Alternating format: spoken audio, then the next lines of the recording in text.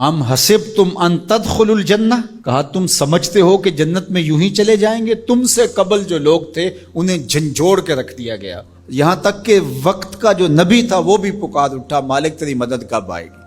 تو پھر ہم نے کہا بس اللہ کی مدد آیا چاہ رہی۔ تو اللہ تعالیٰ نے ابتلا رکھی ہوئی ہے ہر ایک کے لیے، یہ نہیں ہو سکتا کہ اس دنیا میں آئیں اور ابتلا کے بغیر ہی گزر جائیں۔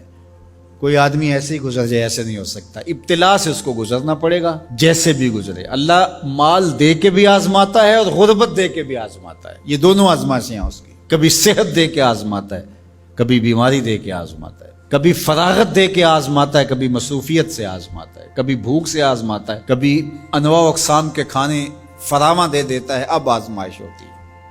تو آزمائش تو ہے۔ اور حضور علیہ السلام سے حضرت ابو سعید خدری رضی اللہ تعالیٰ عنہ ملنے گئے تو آقا کریم علیہ السلام بخار میں مبتلا تھے، حضور کے اوپر لحاف تھا، کمبل تھا، تو انہوں نے کمبل کے اوپر ہاتھ رکھا تو بخار کی گرمی، جو جسم گرم ہو جاتا ہے بخار سے، وہ گرمی کمبل کے اوپر سے محسوس کی۔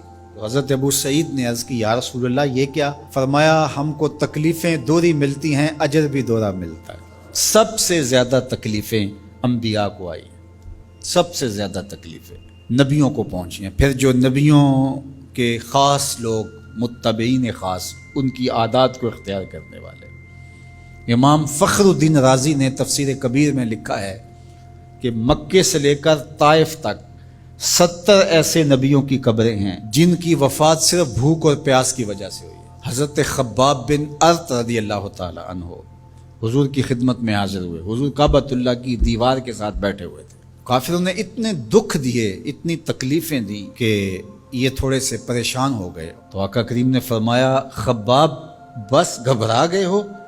تم سے قبل ایسے لوگ بھی گزرے ہیں جس کے جسموں کو لوہے کی کنگھیوں سے چیرا گیا، حتیٰ کہ ان لوہے کی کنگھیوں کے دندانے کے نشان ان کی ہڈیوں پہ پڑے، ان کی لکیریں ان کی ہڈیوں پہ آئیں، اور یوں لوہے کی کنگھیوں سے ان کی بوٹیاں نوچی گئی، اور ان کو کہا گیا دین کو چھوڑ دو۔ انہوں نے کہا جو کرنا ہے کر لو، ہم دین کو نہیں چھوڑ سکتے۔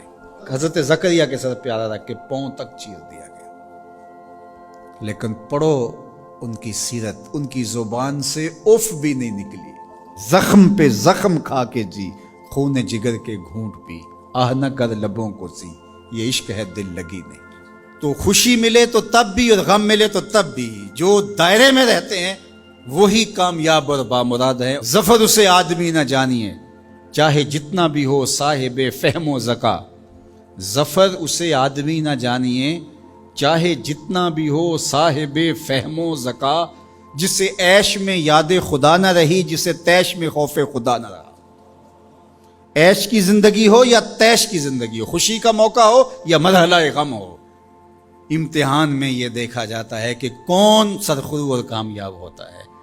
تو یہ زندگی امتحان گاہ ہے، کبھی مال کی فراوانی امتحان، کبھی غربت امتحان، کبھی پھلوں کی کثرت امتحان، کبھی پھلوں کا لٹ جانا امتحان، کبھی اولاد کی کثرت اور فرما بردار اولاد نصیب ہو جانا یہ امتحان، اور کبھی اولاد کا مر جانا یا نافرمان نکمی اور آوارہ اولاد پلے پڑ جانا یہ امتحان۔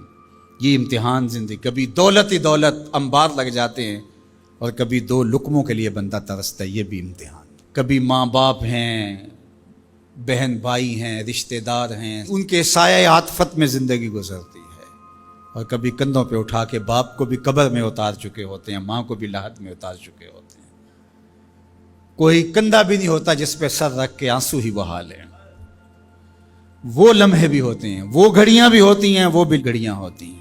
تو اللہ بندوں کا امتحان لیتا ہے، دے کر کے بھی اور لے کر کے بھی۔ اب کون ہے جو دونوں مرحلوں میں شکریہ ادا کرتا ہے؟ جو اللہ کے بندے ہوتے ہیں وہ کبھی بھی اللہ کی رضا کے دائرے سے باہر نہیں نکلتے۔ ان کے دو ہی رنگ ہوتے ہیں، کبھی شکر کرتے ہیں، کبھی صبر کرتے ہیں۔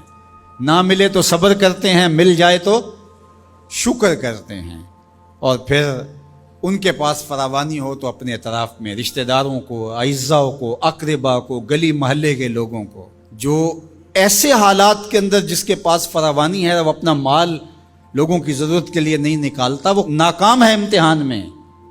چاہے وہ کوئی بھی ٹائٹل رکھتا ہو، وہ چاہے پیر کا ٹائٹل ہو اس کے پاس، چاہے عالم کا ٹائٹل ہو اس کے پاس، چاہے وہ سیاست دان ہو، چاہے وہ کچھ بھی ہو، اس مشکل وقت پر جو ضرورت مندوں کے کام نہیں آتا، اگر اس کے پاس گنجائش ہے تو وہ امتحان میں ناکام ہو گیا ہے، جو اللہ نے امتحان لیا اس میں ناکام ہو گیا۔